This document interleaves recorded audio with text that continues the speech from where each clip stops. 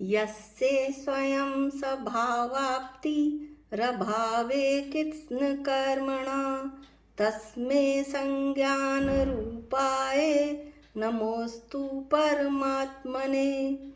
जिस आत्मा को समस्त कर्मों का अभाव हो जाने पर अपने आप अपने पुरुषार्थ के बल पर शुद्ध स्वभाव की प्राप्ति हुई है, उस अनंत ज्ञान स्वरूप परमात्मा को मेरा नमस्कार हो। इष्टोपदेश का मंगलाचरण करते हुए श्री पूज्य पाद स्वामी सिद्ध परमेष्टि को नमस्कार करते हैं।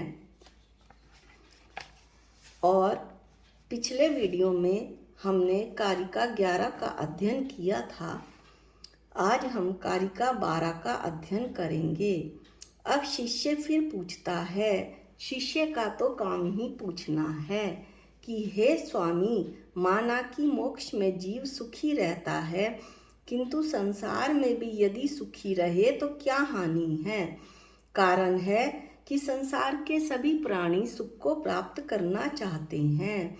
संसार में ऐसी क्या खराबी है जिससे कि संत पुरुष इसके नाश करने के लिए प्रयत्न किया करते हैं।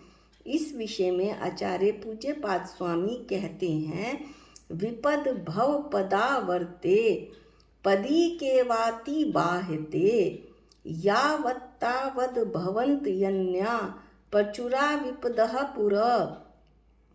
विपद भव पदावर्ते पदी के वाति बाह्यते यावत्तावद भवन्त यन्या प्रचुरा विपदा पुरः।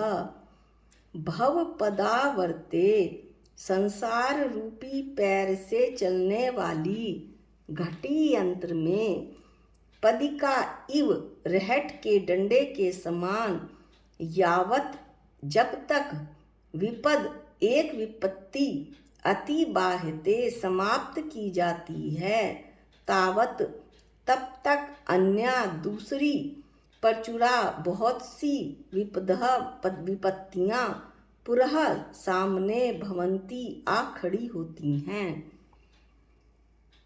इसका सरल अर्थ यह है कि घटी यंत्र जिसे रहट बोलते हैं, उसमें बहुत से डिब्बे होते हैं।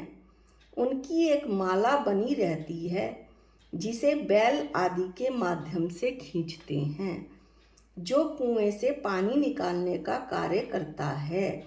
जैसे ही एक डब्बा खाली होता है, दूसरा दूसरी ओर से एक डब्बा भर जाता है।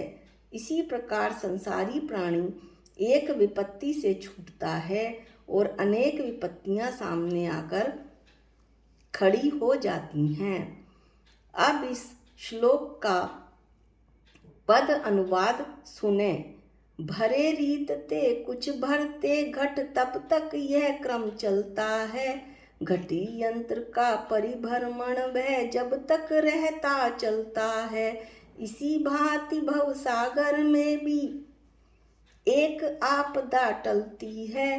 कई आपदाएं आसन मुख मोही जन को छलती हैं।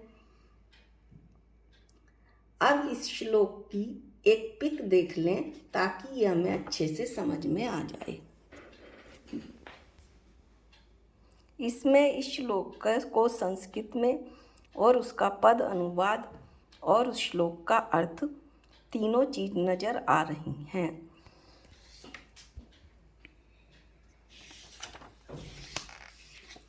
विपत्तियां, शिष्य फिर प्रश्न पूछता है कि विपत्तियां किस प्रकार से आती हैं। जैसे किसी का विवाह नहीं हो रहा है, अब विवाह हो गया तो बच्चा नहीं हो रहा, अब बच्चा हो गया तो पढ़ने में कमजोर है, अच्छा पढ़ने लगा तो स्वास्थ्य ठीक नहीं, स्वास्थ्य ठीक हो जाए तो उस बच्चे को नौकरी नहीं मिल रही, नौकरी मिल गई तो उसका विवाह नहीं हो रहा आदि। इसी प्रकार किसी के पेट में दर्द रहता है, वह ठीक हुआ तो कमर दर्द प्रारंभ हो गया, वह ठीक हुआ तो गर्दन में दर्द प्रारंभ हुआ, वह ठीक हुआ तो कैंसर हो गया और वह भी ठीक हुआ तो अब हार्ट अटैक हो गया। और बिजली का बिल जमा नहीं हुआ, वह हो गया तो अब नल का बिल जमा नहीं हुआ, वह भी हो गया तो गैस समाप्त हो गई, गैस भी आ गई तो बच्चे की फीस जमा नहीं हुई, और वह भी हो गई तो अब इनकम टैक्स जमा करना है। इस तरह से इसी प्रकार रिश्तेदारी में किसी के यहाँ बेटे का जन्म हुआ, वहाँ जाना है, वहाँ से आए तो किसी के यहाँ सगाई में जाना है, वहाँ से आए तो किसी के यहाँ विवाह में जाना है, वहाँ से आए तो किसी के यहाँ तीजे में जाना है, वहाँ से आए तो किसी के यहाँ गृह प्रवेश में जाना है। इस प्रकार से फिर किसी के यहाँ जन्म दिवस में जाना है। इसके बाद एक के बाद एक के बाद एक ये क्रम चलता रहता है। अब आप रहट यंत्र की कुछ पिक भी देखें, क्योंकि ये पुराने ज़माने की सिंचाई का साधन है।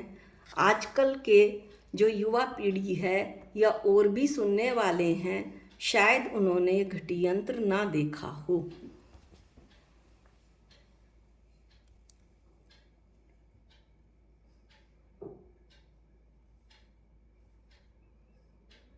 ये कुएं में माला जा रही है, डिब्बे की माला जा रही है।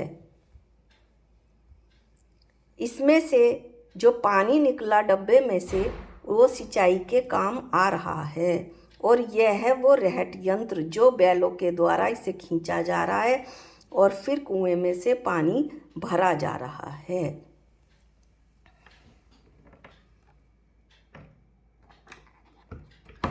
संकट के समय क्या करना चाहिए? संकट के समय प्रसन्न रहना चाहिए। आचार्य श्री कुंद ने कुरल काव्य में कहा है, हसन भव पुरा पुरो भागी, विपत्ति नाम समागमे, विपदाम ही जय हासे, सहाय प्रबलो मतः।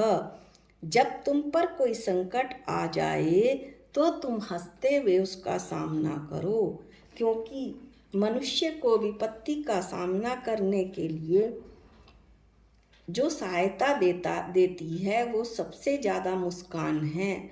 मुस्कान से बढ़कर और कोई वस्तु नहीं जो उसे विपत्ति में सहायता दे सके।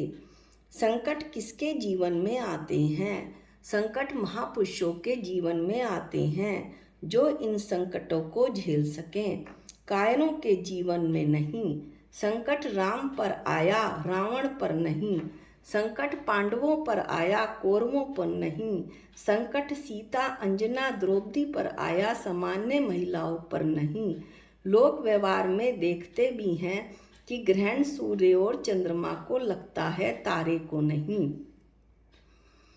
इन पुरुषों ने संकटों को झेला, उनका डटकर सामना किया, इसलिए ये पुरुष महापुरुष कहलाए। और ये सामान्य महिलाएं सीता, अंजना और द्रौपदी संकटों को झेलकर उनके पुरुषार्थ से मुकाबला करके अपने पुरुषार्थ के द्वारा वे आज महान कहलाईं। संकट से दूर भागेंगे तो क्या होगा? संकट से दूर भागोगे तो संकट तुम्हारा पीछा करेगा, और तुम संकट का सामना करोगे तो संकट को भागना पड़ेगा। आज के वीडियो में इतना ही। जा वाणी के ज्ञान से सूझे लोकालोक, जो वाणी मस्तक नमो सदा देत हूँ धोख। हे जिन वाणी भारती तो हे जपूं दिन रैन, जो तेरी शरणागते वो पावे सुख चैन। सबको जय जिनेंद्र।